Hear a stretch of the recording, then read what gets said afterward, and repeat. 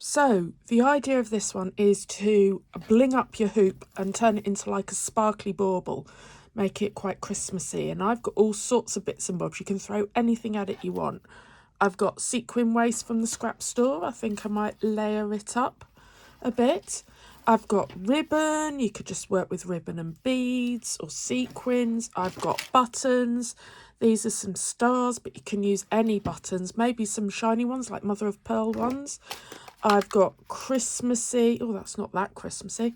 I've got sequins. What's these? Flowers. These are Christmassy ones. Look, with those there. I've got stars and Christmas trees. I've got pony beads because they're good for younger kids getting the needle through, and a thicker needle. But you can use whatever you want, and the idea is to pile it on the hoop, or even just a piece of paper, not piece of paper, piece of fabric, and then you can glue that fabric down to a card, or you can edge it, or you could do it, fold it over maybe and stuff it, and then you'll have a hanging. I'll show you how to do that slightly separately on a different piece, but with that piece, tights are always good for stuffing, an old pair of tights. So what I'm going to do, let's change the thing there, is show you how I'm just sewing and edging this. And I will tighten up the hoop like I always say, because I think this one's going to be a sample for me that stays in the hoop. And I will just talk you through a few tips and tricks. Remember, if it's staying in the hoop, you want it super tight so it doesn't loosen off. So I'm going to use some of this sequin waste. Got some Christmassy stuff. Don't use your fabric scissors, remember. Fabric scissors are for fabric. I've got some different scissors. And I'm just going to couch that down. So that's the big stuff. I'm thinking I can put some beads or a button in it. And what I might do is get a bit of this lovely stuff and just layer it on the top. Like that.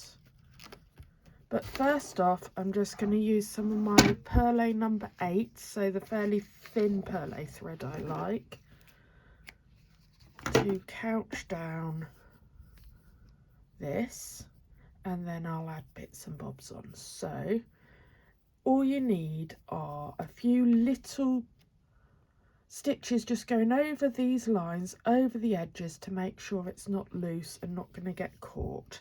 Doesn't have to be over every one. Let's thread this. I don't need the needle threader with this crewel needle, so that's a crewel 22 needle. And because I'm not going for exact shape perfection, I'm not going to worry too much about pinning it in place. If you were, I would. Let's just pull that all through. I've just knotted the end.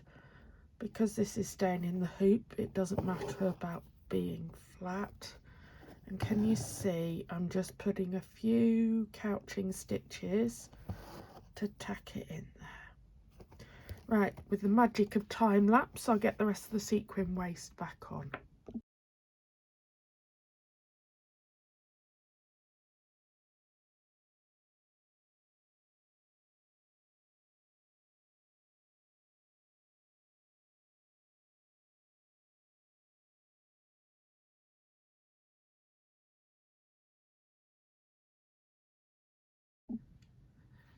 Okay, so my plan is, now I've got the sequin waste on, I'm going to weave a bit of ribbon in. I do tend to get these scissors for this one. Just cut that at the diagonal. Where do I want it? Weave it through there, across there. I think I'm going to do it that way. Right, just want it a bit longer than the hoop, because I'll trim the edges when we're done, and you can just weave it in and out of your sequin waste. You can always put a thin ribbon or a thicker ribbon through smaller, my hands are shaking, through smaller holes, and it just scrunches it up a bit, which isn't a problem. But what's that under? So that's under there. It's not really worked. So actually what I'm going to do is go back up, as I want to get put a bit of a direction change in it. And as this is playing annoying, I'm just going to push it under with the scissors gently. Doesn't matter too much if the end of the ribbon frays a bit, because I'm going to cut it anyway. Literally see me doing this. Always tricky on camera, but you see it's not always that straightforward. See, I quite like it like that. So what I'm going to do is just trim those edges to make it a bit easier. I'll trim it close to the end of the hoop at the end, and then I'm going to couch it down. I think for this one I'm actually just going to use a white thread. Use normal sewing thread is completely fine for this stuff too. Absolutely fine. Where's my needle? You don't need to use any special thread at all. So I'm just going to do a running stitch through the ribbon, and then I'll add some beads and sequins on. Okay, so I decided to actually do a zigzag stitch, just a zigzag back stitch instead of a running stitch. Said there's often no rhyme nor reason as to what I decide to do where. Now, I've actually placed these, which is quite unusual for me. I normally just go with it, but I'm just going to pin them where I fancy them. Let's get this pin in amongst the sequin waist, and then I'll sew these buttons and sequins down, and I'll show you a trick for sewing on beads as well. So we're just going to couch these down. The more the merrier, especially if there's kids. Just let them do what they want, where they want, and it works really well. You don't need to stop and start your thread from behind. You just make sure that sequin is down a couple of times. Now that one with its double there doesn't need to go over the edge. The stars you need to go through twice. The bright pink button is a bit harder to get through, so just go with where the sequin waist is aligning.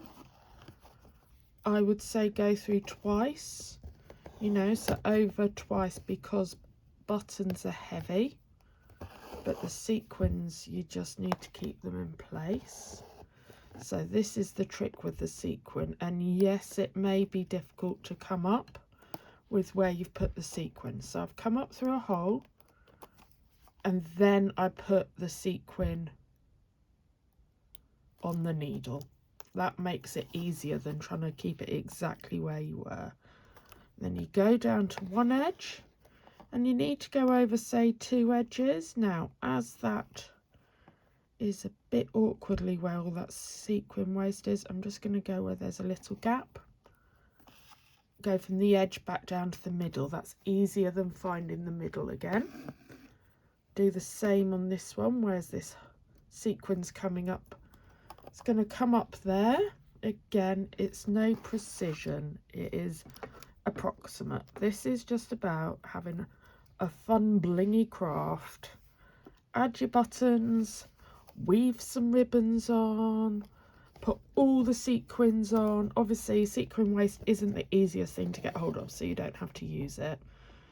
See what you've got in your scrap. If you've ever done one of those sequin art things on foam where you put all the sequins over the dots with tiny little nails and you never finished it all, you could use those sequins. I know my kids did a few over the years and then got bored. So there we go with the sequins. I always say try and go over the sequins twice so they're more secure, especially shaped ones. And then I'm going to show you a trick for a bead. Come up, then put your bead through. Now you can have it flat, but if you want them to stand up, go slightly where it would be underneath and it pulls up, so you make your stitch slightly smaller than the depth of the bead, and go through twice and that makes it a lot firmer. It's less likely to flap over. I think we're going to try and get 3 beads on here. So what colour shall I go for next? I'm actually working with it. I'm going to go for a green one. I should be having that on camera really, shouldn't I? Just to get a bit of, normally random. Again, if you've got some smaller beads, any old beads would work. And then go through twice. Do your 2 little stitches to finish, though I think I want 1 bead over there. So I'm going to add that on. I'm going to finish that off with 2 little stitches. And then I'll show you what I do on the end. But I am, with non-fabric scissors, going to trim the sequin waist and the edge of the ribbon. But I want that on a, there we go. And I'll show you what it's like when I finish. So trim it down, gather the fabric at the back and get a big ribbon to hang up from the top. And I'll show you the end in a sec.